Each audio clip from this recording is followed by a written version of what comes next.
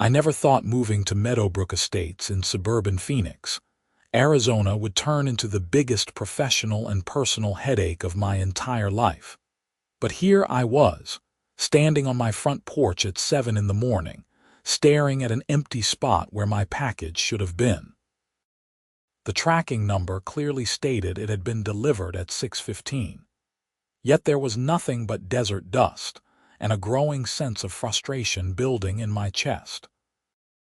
My name is Xavier Kellerman, and I'm a detective with the Phoenix Police Department, specifically assigned to the Property Crimes Division. I've been on the force for 8 years now, working my way up from patrol officer to detective, and I'd seen just about every type of theft imaginable. What I hadn't expected was to become a victim myself, especially not in this supposedly safe, gated community with its perfectly manicured lawns and strict homeowner association rules. This was the third package that had gone missing in 2 weeks. The first time, I chalked it up to a delivery error. Maybe the driver had taken it to the wrong house, and some honest neighbor would eventually bring it by. The second time, I'd started to suspect something more deliberate was happening. Now, with this third disappearance, I knew for certain someone was stealing my deliveries. I pulled out my phone and checked the delivery confirmation photo that UPS had sent.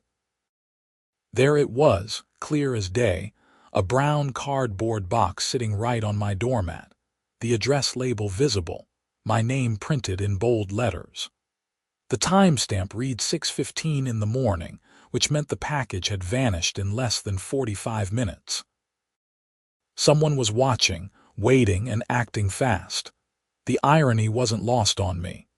Here I was, a detective who spent his days investigating property crimes, and I couldn't even protect my own property.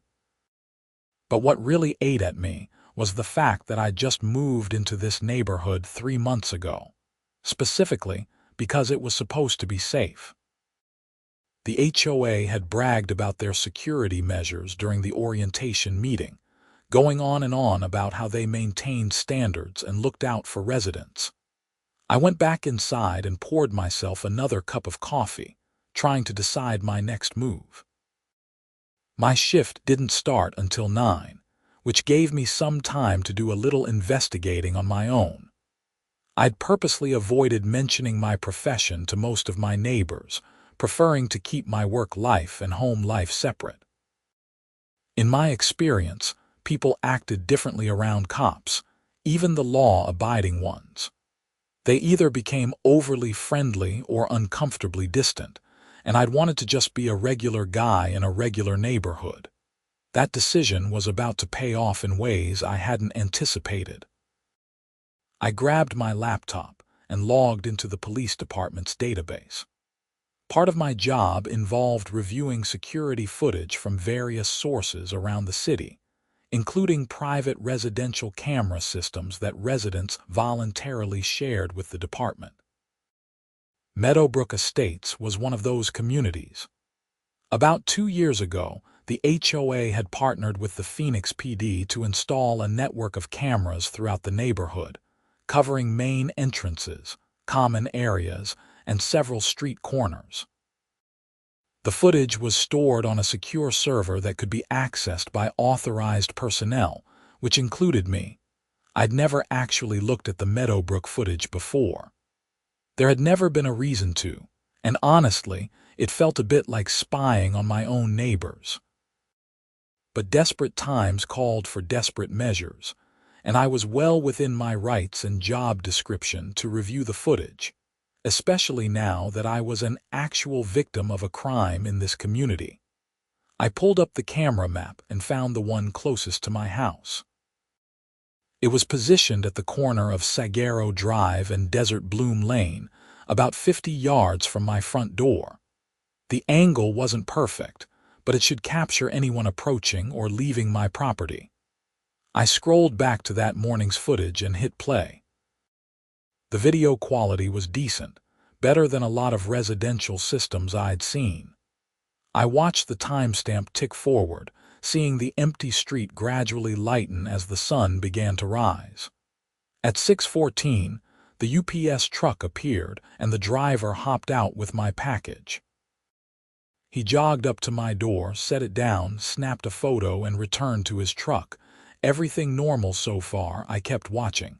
6:20, 6:25, 6:30. Nothing.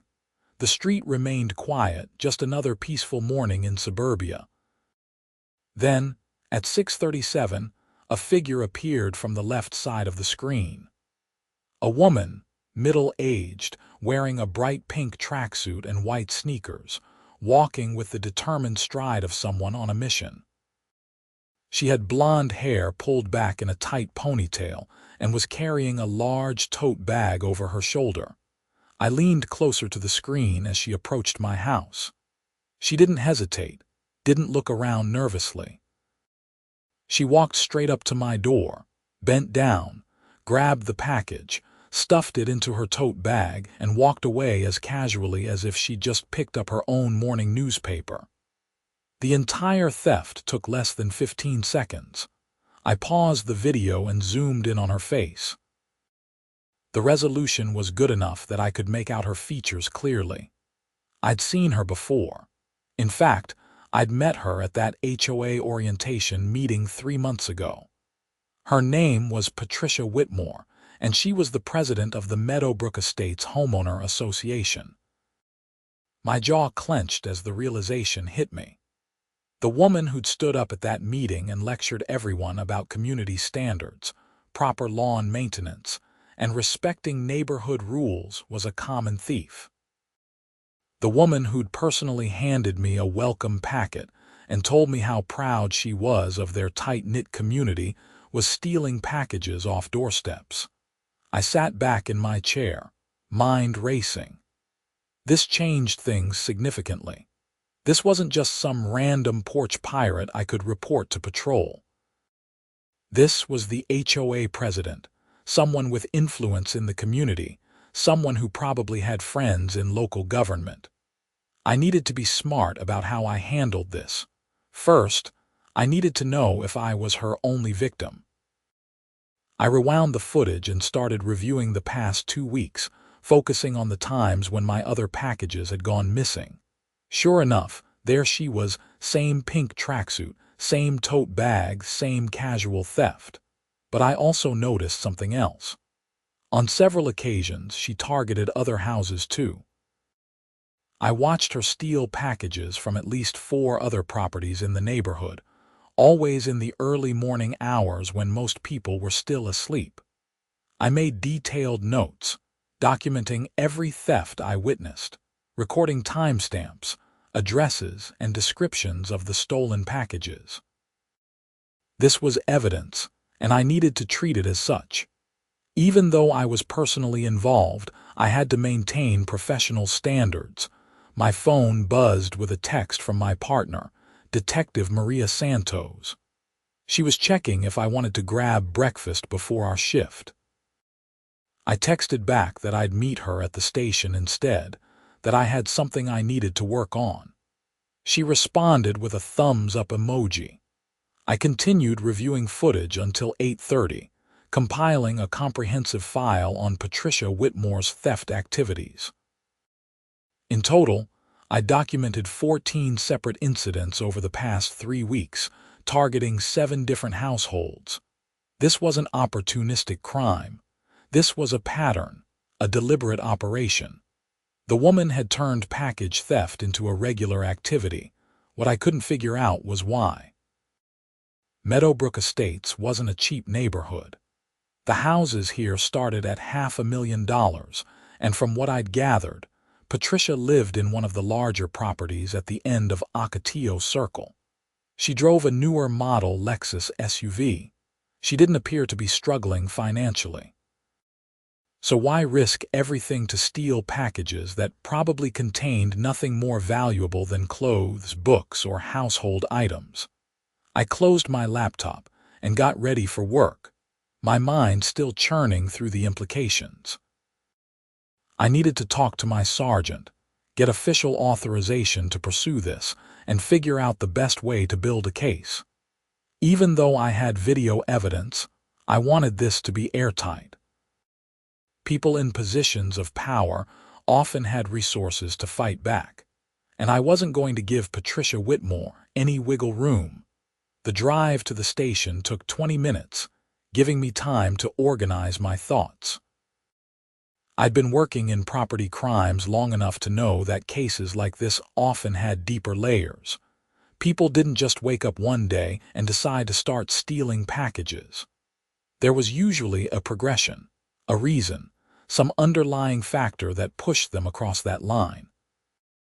When I arrived at the station, I headed straight for Sergeant Robert Chen's office. He was a veteran with 25 years on the force, someone I respected enormously. He'd mentored me through my early detective years and had always been straight with me. I knocked on his door frame. He looked up from his computer and waved me in. "Xavier, you're here early. What's up?" I closed the door behind me and sat down. "I've got a situation. It's a package theft case, but there's a complication." He raised an eyebrow. "What kind of complication?" "I'm one of the victims, and the suspect is the president of my HOA. That got his full attention. He leaned back in his chair, fingers steepled. "Tell me everything." I walked him through it all. The missing packages, the security footage, Patricia Whitmore's repeated thefts, the pattern of targeting multiple households. I showed him the video clips I'd saved to my phone, watching his expression shift from interested to concerned. When I finished, he was quiet for a moment, thinking. "You've documented everything properly." "Yes, sir. By the book. I know this is unusual given my personal involvement, but I have probable cause to access that footage as part of my duties, and everything I've found is legitimate evidence." "Agreed. But we need to handle this carefully. HOA presidents can be politically connected, and I don't want this blowing back on you or the department." He paused. "How do you want to proceed?" "I'd like to contact the other victims, confirm their losses, and build a stronger case. Then I want to get a warrant and search her property. If she's been doing this for 3 weeks that I know of, there's probably more that I haven't seen. Those packages have to be somewhere."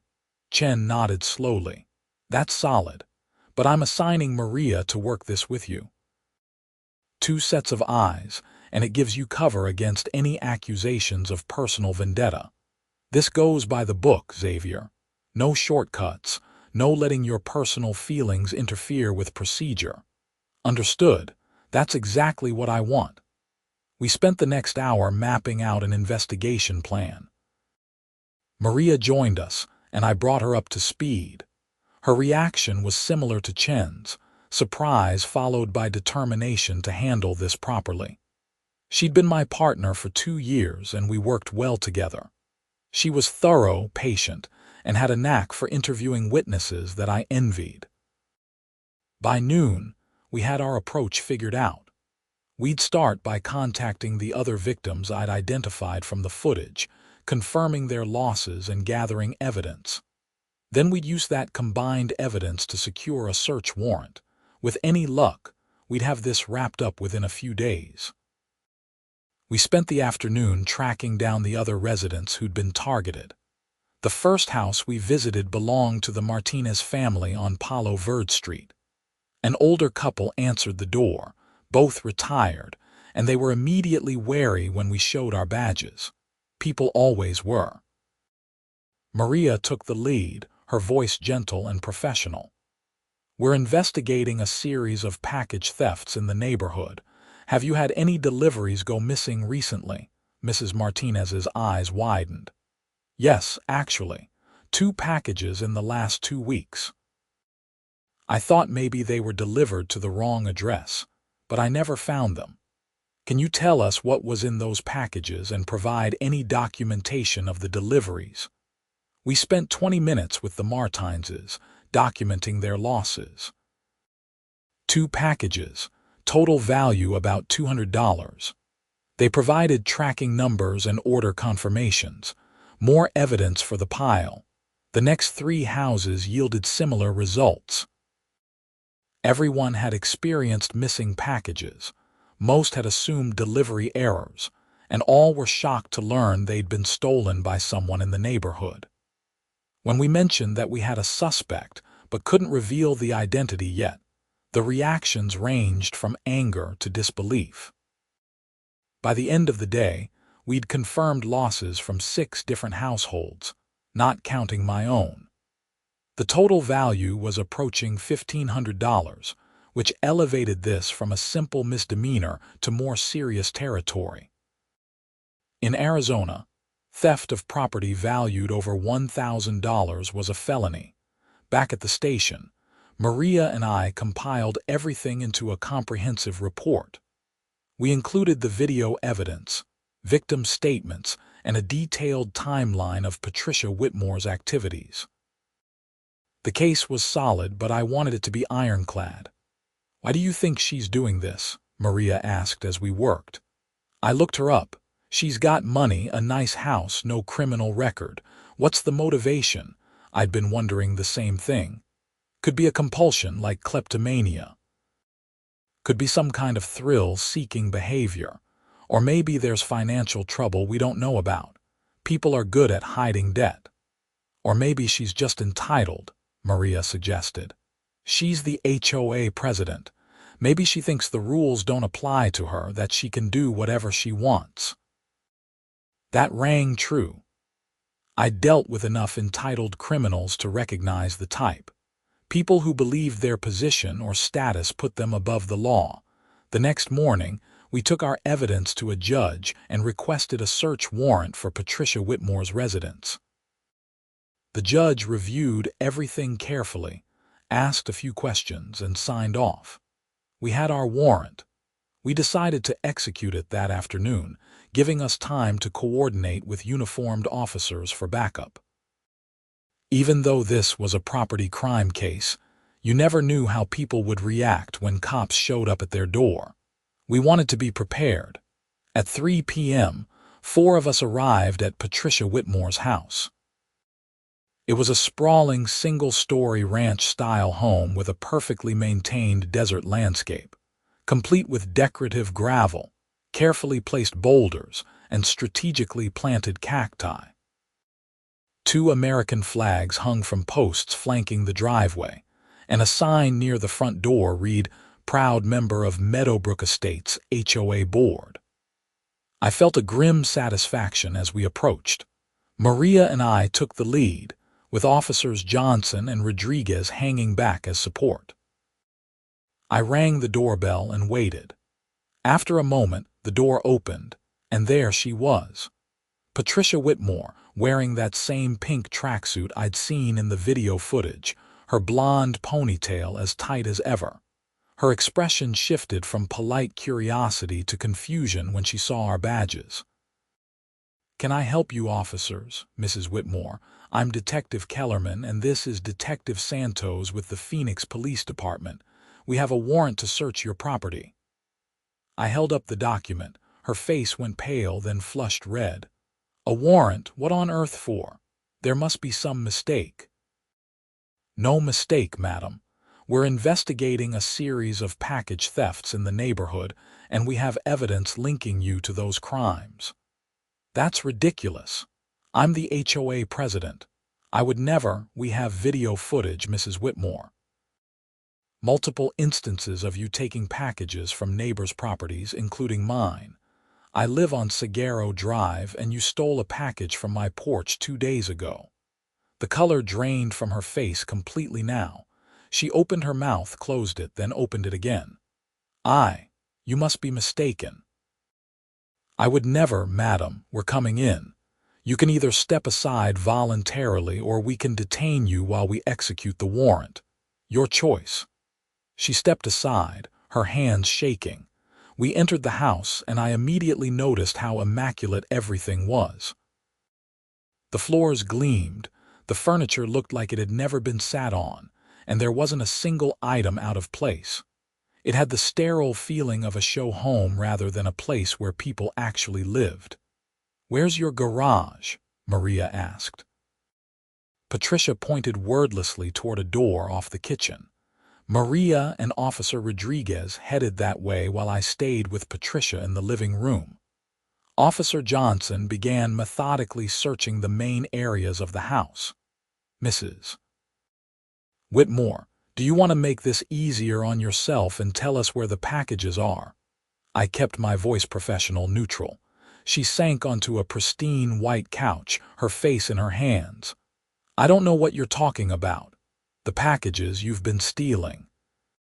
We have documentation of 14 separate incidents, 7 different households. You're on camera, madam. There's no point denying it. Before she could respond, Maria called out from the garage. Xavier, you need to see this. I left Officer Johnson with Patricia and headed to the garage. What I saw when I opened the door made me stop in my tracks. The 3-car garage was packed with packages. Not just a few, but dozens, maybe hundreds of them. They were stacked against the walls, piled on shelves, covering every available surface. Some were still sealed in their original shipping boxes. Others had been opened, their contents scattered across a long workbench. I saw electronics, clothing, books, kitchen gadgets, toys, cosmetics, and countless other items, all jumbled together in a chaotic collection. Holy hell, I muttered. Maria was already taking photographs, documenting everything. This is way more than 14 packages, Xavier. This has been going on for a lot longer than 3 weeks. She was right. This was the garage of someone with a serious problem, someone who'd been doing this for months, maybe years.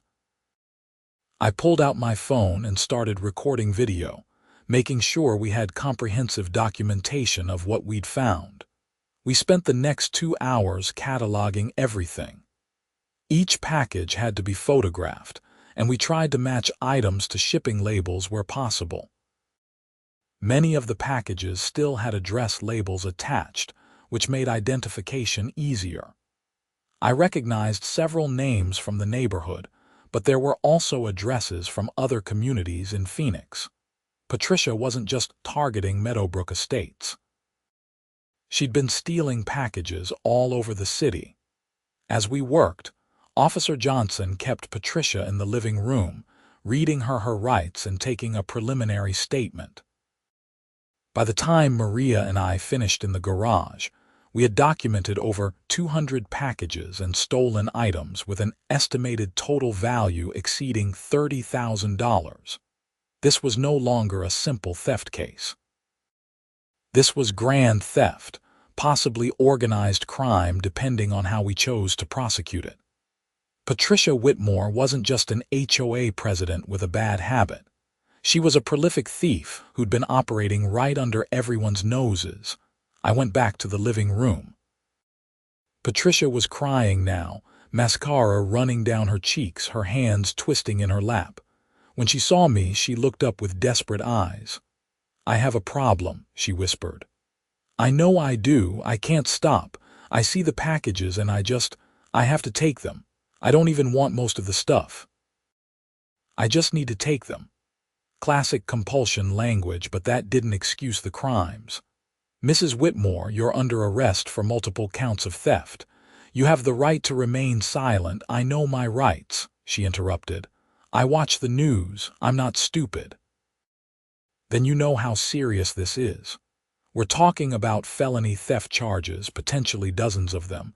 You're looking at significant prison time." She started crying harder. "My husband doesn't know. Please, he can't find out like this. He's on a business trip. Can I call him?" "You'll have the opportunity to make phone calls after we process you at the station. Right now, we need to secure this property and take you into custody." Officer Johnson placed her in handcuffs while Maria and I continued documenting the evidence. We called for a transport van to collect all the packages, knowing it would take hours to properly inventory everything at the station. As Patricia was led out to the patrol car, I noticed several neighbors had gathered on the street, watching with curious expressions. Word traveled fast in suburban neighborhoods. By tomorrow, everyone in Meadowbrook Estates would know that their HOA president had been arrested. One of the neighbors, a man I recognized from the community pool, approached me. "What's going on? Is Patricia okay?" I kept my response professional. "We're conducting an investigation. That's all I can say right now." He looked skeptical but didn't push. I knew the rumor mill would be in full swing within hours. Back at the station, we processed Patricia through booking. She was fingerprinted, photographed, and placed in a holding cell while we completed the paperwork. Her bail hearing would be the next morning, and given the severity of the charges, I doubted she'd be released on her own recognizance. Maria and I spent the rest of the evening writing up reports and contacting additional victims. As we went through the packages, we found items belonging to at least 30 different people. Each one would need to be interviewed, each loss documented. This case was going to take weeks to fully process. Around 8 p.m., Sergeant Chen stopped by our desks. "How'd it go?" 200-plus packages, $30,000 in stolen property, multiple victims across several neighborhoods. She admitted to having a compulsion problem, but that's not going to help her much in court. Chen whistled low. "That's bigger than we thought.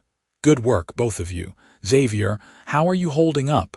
I know this was personal for you." I leaned back in my chair, feeling the exhaustion of the day settling into my bones. "I'm fine. Honestly, I'm more curious about how she got away with this for so long. How did nobody notice? How did the HOA not know their president was a thief?" "People see what they want to see," Chen said. "She was in a position of authority, probably the last person anyone would suspect. That's why she got away with it." He was right, but it still bothered me. Patricia Whitmore had been operating in plain sight, using her position and the trust of her community as cover for her crimes. It was a betrayal on multiple levels. The next morning, Maria and I attended Patricia's bail hearing. She appeared before the judge in an orange jumpsuit, her blonde ponytail now limp and disheveled. Her attorney, a sharp-looking woman in a gray suit, argued that Patricia was a longtime resident with no criminal history, that she wasn't a flight risk, and that she deserved reasonable bail. The prosecutor, a young guy named David Morrison, countered with the severity of the crimes, the number of victims, and the substantial evidence against her. He requested a high bail given the felony nature of the charges. The judge, an older woman with gray hair and sharp eyes, listened to both sides and made her decision. Bail is set at $50,000. The defendant will surrender her passport and is restricted to Maricopa County pending trial. Next court date is set for 30 days from today. Patricia's attorney nodded and they began the process of posting bail. I knew she'd be out by the afternoon, probably with some kind of ankle monitor to ensure compliance. As we left the courthouse, Maria turned to me. "Think she'll skip?" "No, she's got too much to lose. A house, a reputation, a life here. She'll show up for trial, probably hoping for some kind of plea deal." Over the next 2 weeks, the case continued to develop.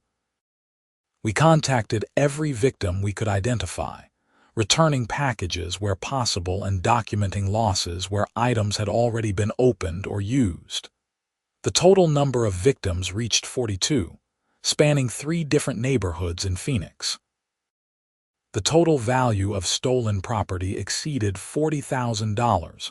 The story hit the local news. Channel 12 ran a segment about the HOA package thief, showing Patricia's mugshot and interviewing some of the victims. The reporter, a young woman with perfect hair and a serious expression, stood in front of the Meadowbrook Estates entrance sign while explaining how a trusted community leader had betrayed her neighbors. I watched the broadcast from home, feeling a strange mix of satisfaction and sadness. Justice was being served, but it was hard to feel good about it. Patricia Whitmore clearly had a problem, a compulsion that had spiraled out of control, and while that didn't excuse her actions, it was still tragic in its own way. The fallout in the neighborhood was immediate and dramatic.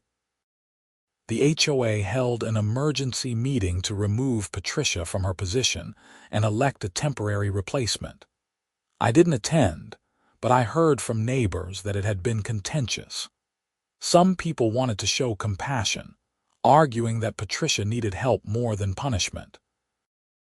Others were furious, feeling betrayed and demanding harsh consequences. A petition circulated calling for stricter background checks for HOA board members. Someone suggested implementing a neighborhood watch program. Another resident proposed installing more security cameras, not realizing we already had plenty. They just hadn't been monitored carefully enough. My own status in the neighborhood changed dramatically once word got out that I was the detective who'd cracked the case. Suddenly, everyone wanted to talk to me, shake my hand, thank me for my service. It was exactly the kind of attention I'd been trying to avoid when I moved here. I ran into the Martinez couple at the grocery store one afternoon. Mrs. Martinez grabbed my arm and thanked me profusely for recovering one of her packages, which had contained a birthday gift for her granddaughter. Mr. Martinez just nodded approvingly, the kind of silent respect that meant more than words. At the community pool one weekend, a group of neighbors approached me with questions about home security. I found myself giving an impromptu seminar on package theft prevention, doorbell cameras, and reporting suspicious activity. It wasn't how I'd planned to spend my Saturday, but people were genuinely concerned and I felt obligated to help. Through it all, I kept thinking about Patricia. What had driven her to this? Was it really just a compulsion, an irresistible urge to take things that didn't belong to her? Or was there something deeper, some void she was trying to fill with stolen packages? About 3 weeks after her arrest, I got a call from David Morrison, the prosecutor. "We've got an offer from Whitmore's attorney. They want to plead guilty to multiple counts of theft in exchange for reduced charges and a recommendation for treatment instead of prison time." "What kind of treatment?" "Psychiatric evaluation, therapy for compulsive behavior, restitution to all victims, community service, and 5 years probation. If she violates any terms, she goes straight to prison." I thought about it. "What's your take?" "Honestly, I think it's fair. She's got no priors, she's cooperating fully, and the psychiatric evaluation supports the compulsion diagnosis. A judge might go for it, especially if all the victims are on board." "Have you talked to them?" "Working on it now. Wanted to get your input first since you're the lead detective and a victim." I was silent for a moment, weighing my options. Part of me wanted to see her prosecuted to the fullest extent of the law. She'd stolen from dozens of people, violated their trust, used her position to commit crimes. But another part of me recognized that she genuinely seemed to have a problem, and prison wasn't always the answer. "I can live with it," I finally said. "As long as the restitution is complete and the treatment is real, she needs to make this right with every victim." "Agreed. I'll put together the formal plea agreement and run it by everyone. With any luck, we'll have this wrapped up in a month." The plea agreement was finalized 6 weeks after Patricia's arrest. She appeared in court one final time, standing before the judge with her attorney beside her. She pleaded guilty to 18 counts of felony theft, 1 count for each victim whose losses exceeded $1,000. The other victims were covered under the restitution agreement, but weren't part of the formal charges. The judge accepted the plea and handed down the sentence. 5 years probation, mandatory psychiatric treatment, 1,500 hours of community service, and full restitution to all victims totaling $42,000. Additionally, she was required to write a personal apology letter to each victim and could never serve in any HOA leadership position again. Patricia accepted the terms with tears in her eyes. Her voice was barely a whisper as she said, "I'm so sorry for what I did. I know that doesn't fix anything, but I am truly sorry." The judge's expression was stern. "Mrs. Whitmore, you abused a position of trust and stole from the very people who look to you for leadership. You're getting a second chance here, but understand this is your only chance. If you violate the terms of this probation in any way, you will serve the maximum sentence. Do you understand?" "Yes, Your Honor." "Then we're done here. Good luck, Mrs. Whitmore. I hope you get the help you need." And just like that, it was over. Maria and I walked out of the courthouse together, the Arizona sun bright and hot overhead. "Think she'll make it?" Maria asked. "I don't know. Some people can turn it around, some can't. At least she's got a chance." We drove back to the station, already moving on to the next case. That was the nature of the job. You solved one problem and immediately faced another. There was always more work to do, more crimes to investigate, more victims who needed help. But the Patricia Whitmore case stuck with me in a way most cases didn't. Maybe because it had been personal. Or maybe because it revealed something uncomfortable about how easily people could hide their problems behind a facade of respectability. She'd been the HOA president, the person everyone trusted to maintain community standards, and all along she'd been violating the most basic standard of all, not stealing from your neighbors. Over the following months, I received restitution checks from Patricia's attorney for the packages she'd stolen from me. I also received 3 handwritten apology letters, each one expressing remorse and explaining her treatment progress. They felt genuine, though I had no way to know for sure. People were good at saying the right things when their freedom depended on it. The neighborhood slowly returned to normal. A new HOA president was elected, a retired engineer named Frank, who seemed far more interested in maintaining common areas than micromanaging residents. The security camera footage continued to be monitored, and package thefts dropped to 0. Whether that was because Patricia had been caught or because potential thieves now knew someone was watching, I couldn't say. I settled into life in Meadowbrook Estates, though my anonymity was permanently gone. Everyone knew I was a cop now, which had both advantages and disadvantages. People were friendlier, more respectful, but also more guarded. Nobody wanted to get on the wrong side of the detective who lived down the street. One evening about 4 months after the trial, I was watering my front yard plants when a car pulled up. Patricia Whitmore stepped out, looking different than I remembered. She'd lost weight, her hair was cut shorter, and she wore simple jeans and a t-shirt instead of the bright tracksuit I associated with her. She approached slowly, hands visible like she was approaching a skittish animal. "Detective Kellerman." I turned off the hose. "Mrs. Whitmore." "I won't keep you long, I just wanted to thank you in person." That surprised me. "Thank me?" For handling everything professionally, for not making this worse than it had to be, for giving me a chance to get help. She paused, choosing her words carefully. "I was sick." I didn't realize how sick until after my arrest. The therapy has been eye-opening. I'm learning about myself, about why I did what I did. I nodded, not sure what to say.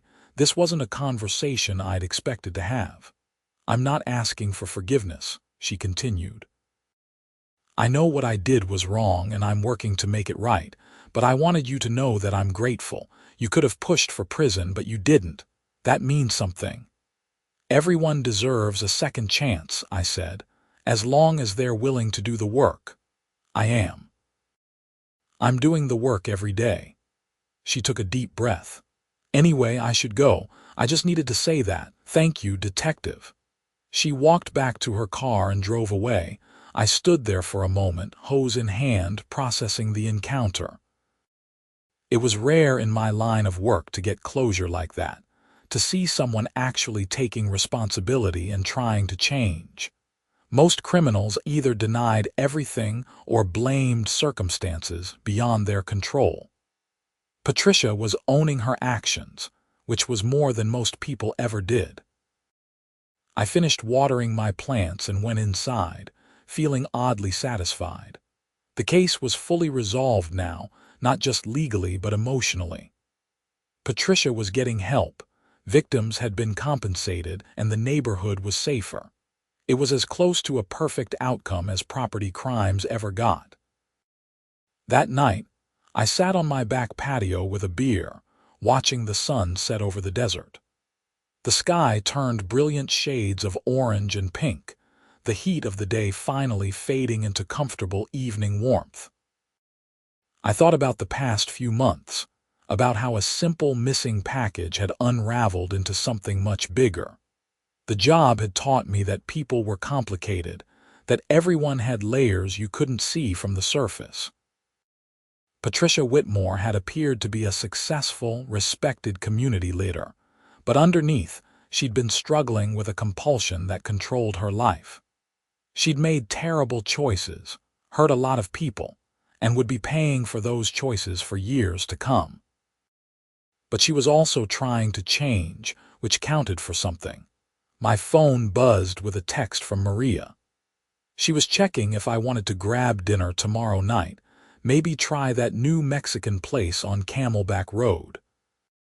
I texted back yes, grateful for partners who became friends, for people who had your back when things got complicated.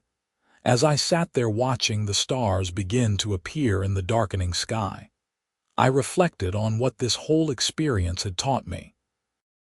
Moving to Meadowbrook Estates was supposed to be simple, a nice neighborhood with good schools for the future, a safe place to build a life. Instead, it had become a crime scene, a case study in how appearances could be deceiving. But it had also reminded me why I became a cop in the first place. Not for the excitement or the authority, but to help people, to solve problems, to make communities safer. The Patricia Whitmore case had done that. Dozens of victims got their property back, a thief was stopped, and a sick person got help instead of just punishment. That was the kind of outcome that made the job worthwhile. The HOA sent out a newsletter the following week announcing new policies and procedures. There would be quarterly audits of board members, increased transparency in decision-making, and a community liaison to handle complaints and concerns. It was a direct response to the Patricia situation, an attempt to rebuild trust and prevent similar problems in the future. I read through the newsletter with interest, noting how carefully the language was crafted. They never mentioned Patricia by name, referring only to recent events and lessons learned.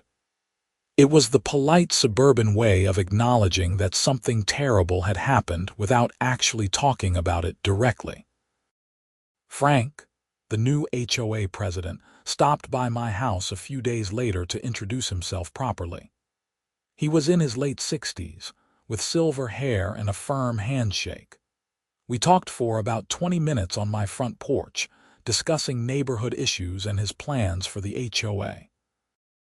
He seemed genuine, more interested in practical matters like street maintenance and pool repairs than in wielding power or control.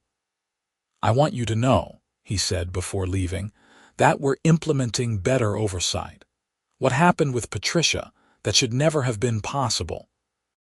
She had too much authority and not enough accountability. That's good to hear. Communities work better when everyone's on the same page." He nodded. "If you ever have concerns about how we're handling things, my door's always open. We need more people like you involved, people who understand how things should work." I thanked him, but declined the implicit invitation to join the HOA board. I'd had enough of homeowner association drama to last a lifetime. Work continued as normal. Maria and I closed several more cases over the following months, including a major retail theft ring and a series of car break-ins at shopping centers. The Whitmore case became a reference point, something we'd mention in training sessions about the importance of reviewing security footage and following patterns. One afternoon, about 8 months after Patricia's sentencing, I got a call from her therapist. She'd signed a release allowing him to contact me as part of her treatment.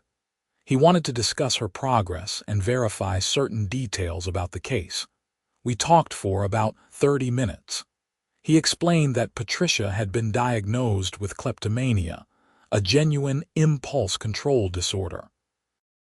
It wasn't just a convenient excuse, but a real condition that required ongoing treatment. She was responding well to cognitive behavioral therapy and medication, learning to recognize and resist the urges that had driven her behavior.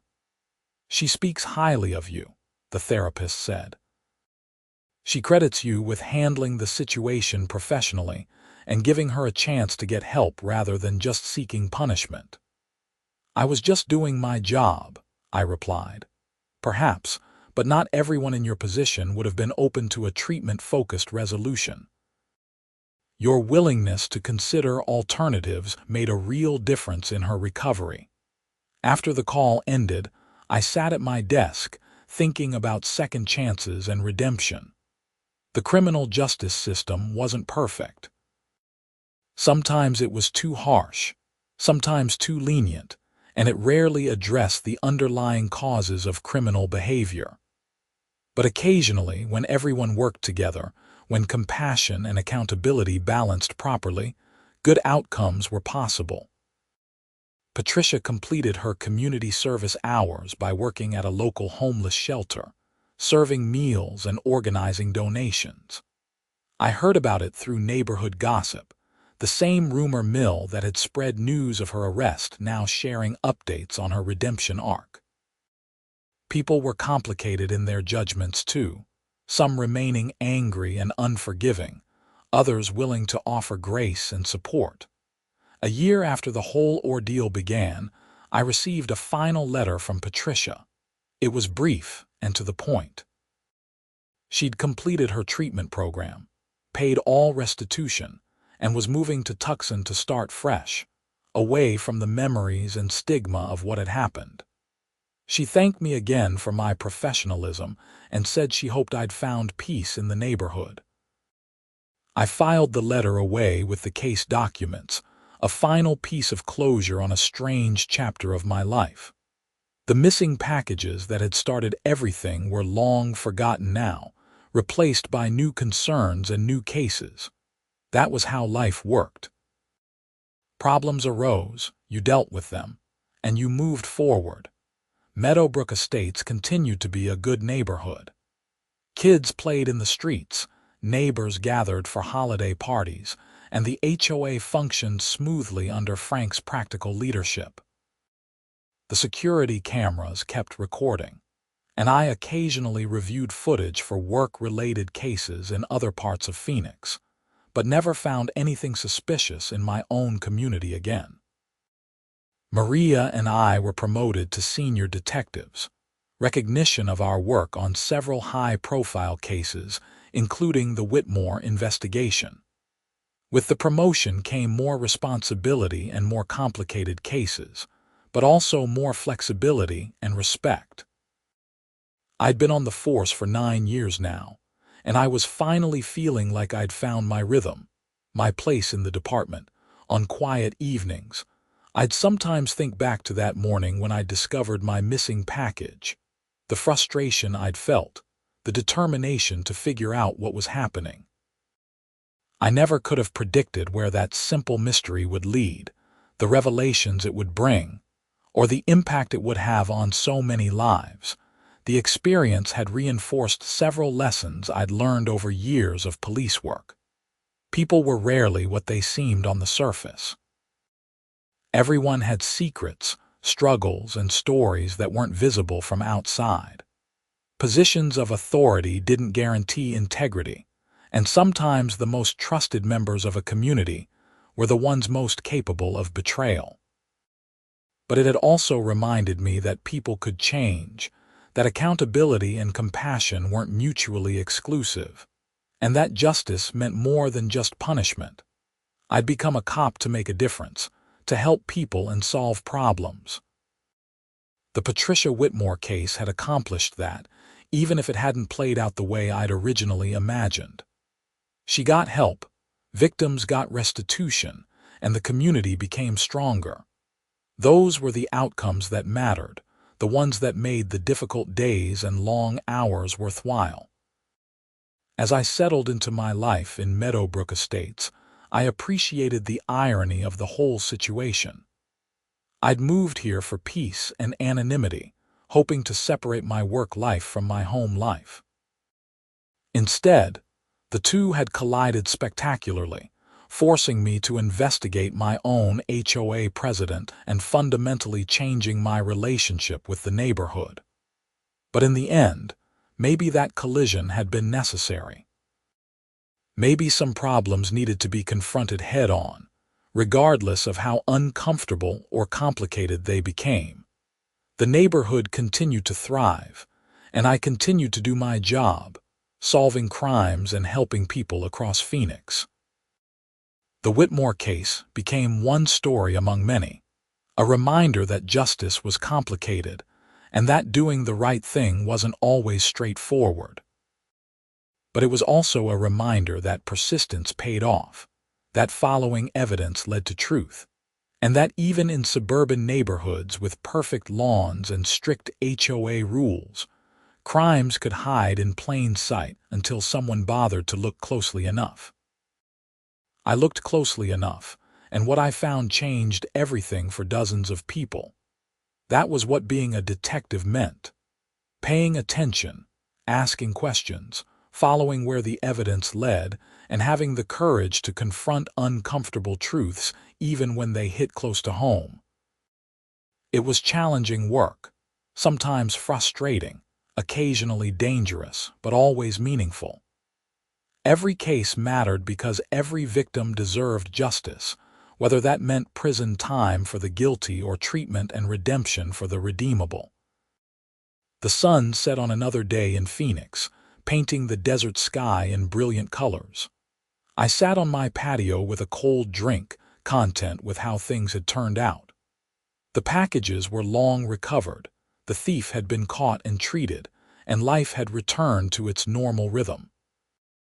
Tomorrow would bring new cases, new challenges, new problems to solve. But tonight, I could relax and appreciate the peace that came from knowing I'd done my job well, that justice had been served, and that even complicated situations could have satisfying resolutions when everyone worked together toward the right goals. The Meadowbrook Estates package thief case was closed, filed away in department records, but its lessons would stay with me throughout my career, shaping how I approached future investigations and reminding me why this work mattered. In the end, that was all any cop could hope for: to make a difference, help people, and leave things better than they found them.